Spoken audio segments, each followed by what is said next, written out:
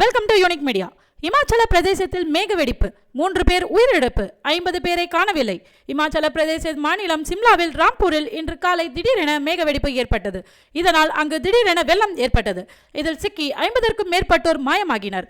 இது குறித்து பேரிடர் மேலாண்மை ஆணையத்திற்கு உடனடியாக தகவல் சென்றுள்ளது. இதையடுத்து மீட்பு படையினர் சம்பவ இடத்திற்கு விரைந்து மீட்பு பணிகளை மேற்கொண்டு வருகின்றனர்.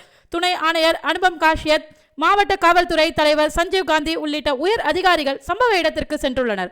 அப்பகுதியில் சாலை இணைப்பு துண்டிக்கப்பட்டுள்ளது. இதனால் மீட்பு படையினர் சம்பவ இடங்களுக்கு செல்ல முடியாத சூழலும் நிலவி வருகிறது. இதேபோல் சிம்லாவில் இருந்து 125 கிலோமீட்டர் தொலைவில் இருக்கும் மண்டியிலும் மேக வெடிப்பு ஏற்பட்டுள்ளது. இதில் ஏற்பட்ட வெள்ளத்தில் சிக்கி 10க்கும் மேற்பட்டோர் மாயமாகினர்.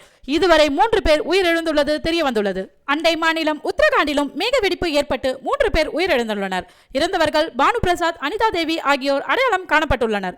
நன்றி, வணக்கம். இது போன்ற தகவல்களுக்கு யூனிக் மீடியாவை சப்ஸ்கிரைப் பண்ணுங்க.